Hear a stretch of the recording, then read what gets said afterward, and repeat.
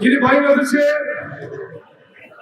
সংবিধানে বিসমিল্লাহির রহমানির রহিম সংযোজন করেছিলেন, সেই দলের কোন নেতা ইসলাম বিরোধী কোনো কাজ করতে পারে না, এটা আমি বিশ্বাস করি।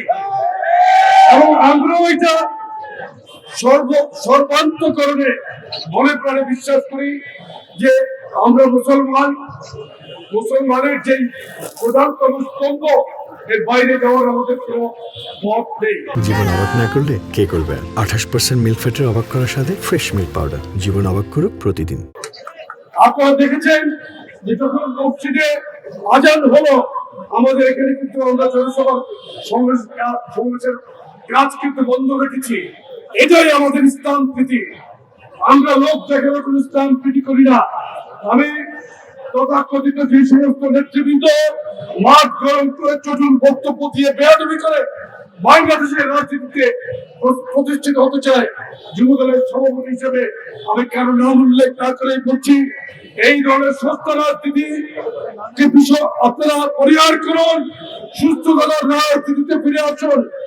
আমাদের প্রিয় নেতা জনাব তারেক রহমানের বিরুদ্ধে অন্যায় ভাবে অশালীন কোনো উক্তি করলে, কোনো মন্তব্য করলে কিন্তু আমাদেরও ধৈর্যের ভাগ ভেঙে যাবে। আমাদেরও কিন্তু সংগঠন, বৃহৎ সংগঠন, যুব দলের সংগঠন, আমরাও কিন্তু মাঠে সাংগঠনিক ভাবে সকলকে মোকাবেলা করবো।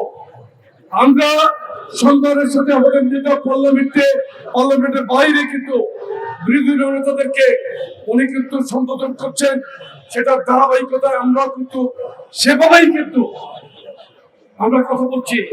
কিছুদিন আগে সোশ্যাল মিডিয়ায় দেখলাম আপনার জামাত শিবিরের সমর্থিত একজন অ্যানালিস্ট, যিনি বক্তব্য নিয়ে আসেন মাঝে মাঝে, সুলাইমান তবে একজন সোশ্যাল মিডিয়াতে বলছেন জামাত সম্পর্কে, জামাতের নেতাদের সম্পর্কে।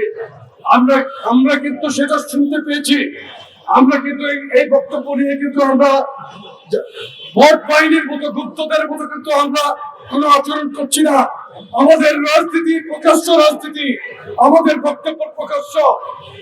প্রিয় নেতৃবৃন্দ যারা মাঝে রাজনীতি করছেন, তাদের প্রতি আমরা সজাগ থাকার আহ্বান জানিয়ে একটি কথাই বলবো, আগামী দিনের রাজনীতিকে যারা খোলা পানিতে মাছ স্বীকার করতে চায়, তাদের প্রতি আমাদের বার্তা, বেয়াদবি উচ্ছৃঙ্খলতা করে রাজনীতির মাঠকে নিয়ন্ত্রণে নিতে পারবেন না।